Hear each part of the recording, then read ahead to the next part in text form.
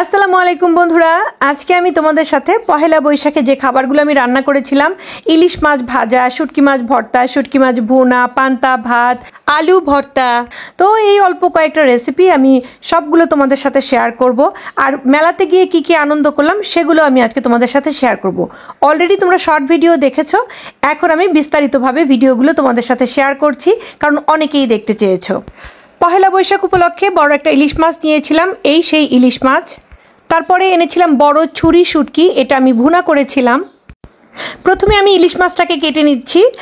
আমি কিন্তু বড় মাছ খুব একটা কাটাকাটি করি না, কারণ বাজারে খুব সহজেই বড় মাছ কেটে দেয়। তবে এটা যেহেতু ইলিশ মাছ, সেই জন্য আমি কেটে নিয়ে আসিনি, বাসায় নিয়ে এসে আমি নিজেই কাটলাম। আর বৈশাখের শাড়ি পরেই কাজগুলো করেছি। সত্যিকার অর্থে ইলিশ মাছ কাটা কিন্তু খুব সহজ একটা কাজ। তো সহজ কাজটা আমি ঝটপট করে ফেলে দিলাম। চলো এখন রান্নায় চলে যাই। প্রথমে আমি ইলিশ মাছগুলোকে ভেজে নেব। ইলিশ মাছ হচ্ছে নিজের স্বাদে গন্ধে অতুলনীয়।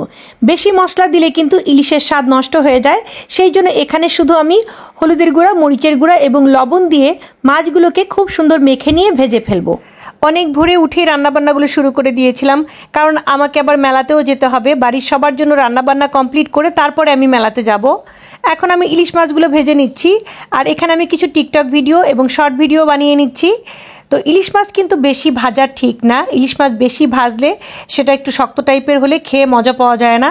তো মোটামুটিভাবে আমি ভেজে নিলাম, না বেশি কড়া না নরম, এইভাবে আমি ইলিশ মাছগুলো ভেজে নিলাম। সত্যিকার অর্থে পান্তা ভাতের সাথে ইলিশ মাছ ভাজা খেতে কিন্তু অনেক ভালো লাগে। ইলিশ মাছ ভাজা হয়ে গেলে ওই একই তেলে আমি কিছু পেঁয়াজ বেরেস্তা করে নিলাম, কারণ মাছ ভাজির উপরে এই ধরনের পেঁয়াজ মরিচ ভাজা এবং কাঁচামরিচ ভাজা ছিটিয়ে দিলে খেতে কিন্তু অসম্ভব ভালো লাগে।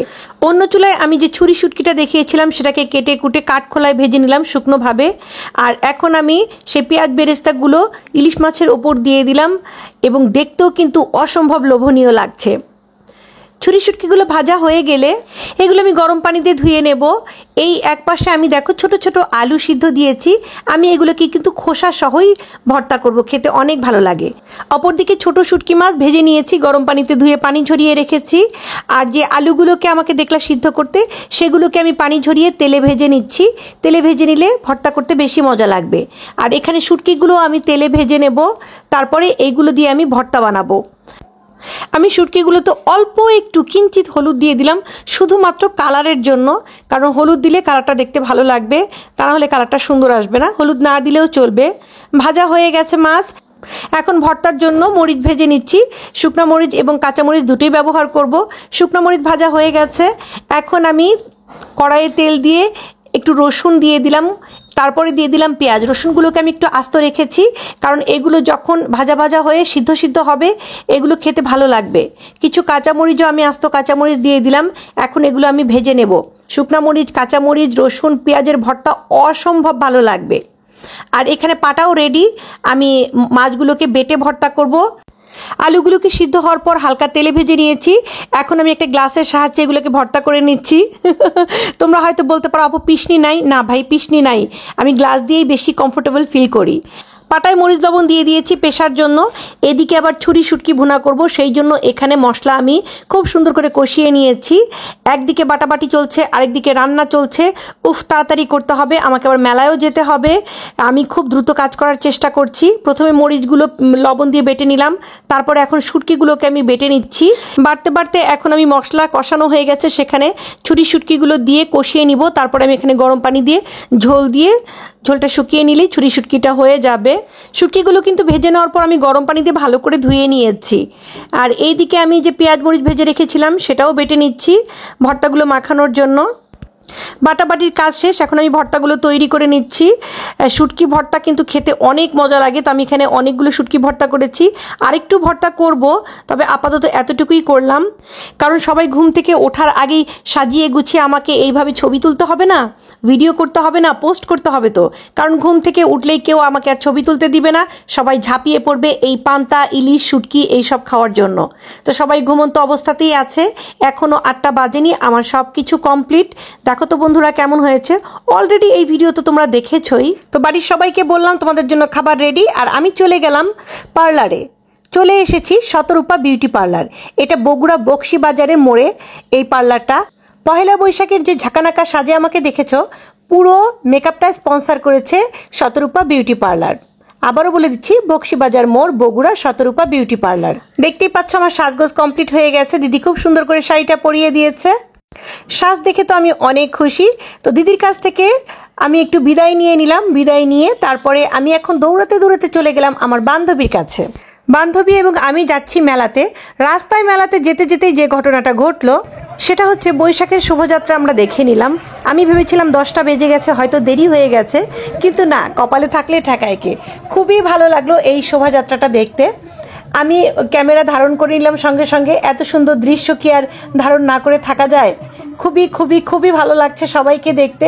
একদম যেন মনে হচ্ছে পুরো রাস্তাটা রঙিন হয়ে গেছে। এখন মেলায় কেন যাচ্ছি? মেলায় বান্ধবী স্টল দিয়েছে, আর আমিও বুটিক্সের কাজের সাথে জড়িত, সেটা তোমরা অনেকেই জানো। আর মেলাতে আমার অনেক ভক্তরা আসবে দেখা করতে, ওদের সাথেও দেখা করতে যাব। তো চলে এসেছি মেলাতে। এটা হচ্ছে আমাদের বগুড়ার পৌর পার্ক, অনেক পুরাতন পার্ক। এখানেই প্রতি বছর পহেলা বৈশাখের মূল মেলাটা হয়। অন্যান্য জায়গায়ও হয়, তবে এখানে খুব বড় আকারে হয়ে থাকে। তো চলো তোমাদেরকে মেলাটা ঘুরিয়ে দেখাই। মেলা মানে কি? খাওয়া দাওয়া, আনন্দ ফুর্তি, বাচ্চাদের খেলনা, শখের জিনিস, সুন্দর সুন্দর জিনিস, সাজু গুজু। আরে বাপরে, মেলা মানে অনেক কিছু। তো প্রথমেই আমি তোমাদেরকে মেলাটা ঘুরিয়ে এই জন্য দেখাচ্ছি, কারণ পরবর্তীতে আমি একটা জায়গায় যে বসে পড়বো। এখানে নাগরদোলা দেখলাম, আমি নাগরদোলায় উঠতে পারি না, আমার মাথা ঘোরে। তো সব কিছু তোমাদেরকে ঘুরিয়ে দেখালাম।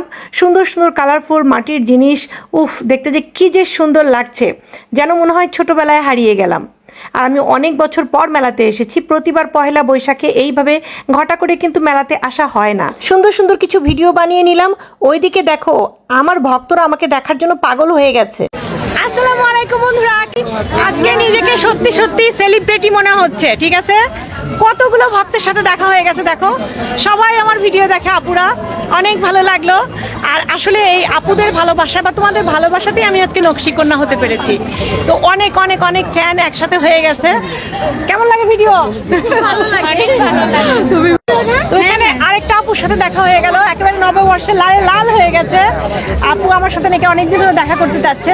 আমি মাঝে মাঝে তো পাবলিক প্লেসে আসি, তোমরা চলে আসবা। হ্যাঁ, দেখা হয়ে গেল আজকে। কেমন লাগছে? খুবই ভালো লাগছে, এত চমৎকার আপু। এবার আমি একদম কি বলবো, নববর্ষ আমাকে নতুন করে দিয়ে গেলো, আপুর সবাই আরো নতুন হয়ে গেলাম। এত চমৎকার ব্যবহার দেখেছো। নকশি আপুকে যত আমরা ফিল্মে দেখি, টিভিতে দেখি, চ্যানেলে দেখি, তার চেয়েও অমায়িক ব্যবহার, ঠিক আছে? এত চমৎকার। ইস, ওনার স্পর্শে সত্যি আমি ধন্য হয়ে গেলাম। নববর্ষে আমি সার্থক। আমি এখনই গেলাম, অথচ উনি আমাকে নিজে ডাকছে। আমি আসলে অনেকদিন থেকে ওয়েট করছিলাম, সত্যি অনেকদিন থেকে ওয়েট করছিলাম, কিন্তু আমি আসলে খুবই প্লিজড আপুর ব্যবহারে। আস্তে আস্তে গলা শুকায় যাবে। আমার জাদু দেখেছো?